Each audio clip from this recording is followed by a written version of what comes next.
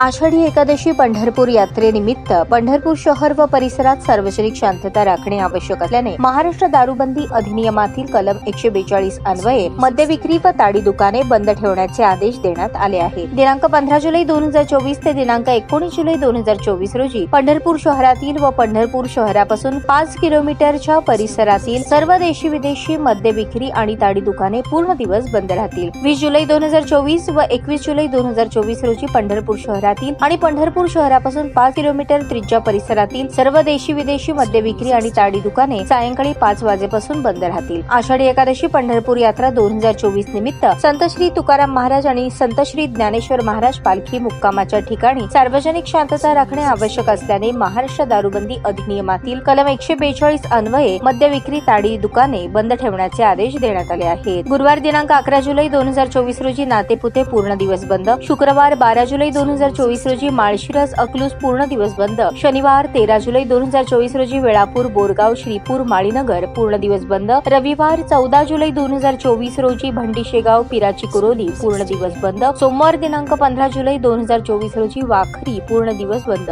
या आदेशाचे उल्लंघन करणाऱ्यांवर कायदेशीर कारवाई करण्यात येईल याची नोंद घ्यावी असे आदेश जिल्हाधिकारी कुमार आशीर्वाद यांनी दिले आहेत। ताज्या बातम्या पाहण्यासाठी प्राईम महाराष्ट्र न्यूज चॅनलला सबस्क्राईब करा।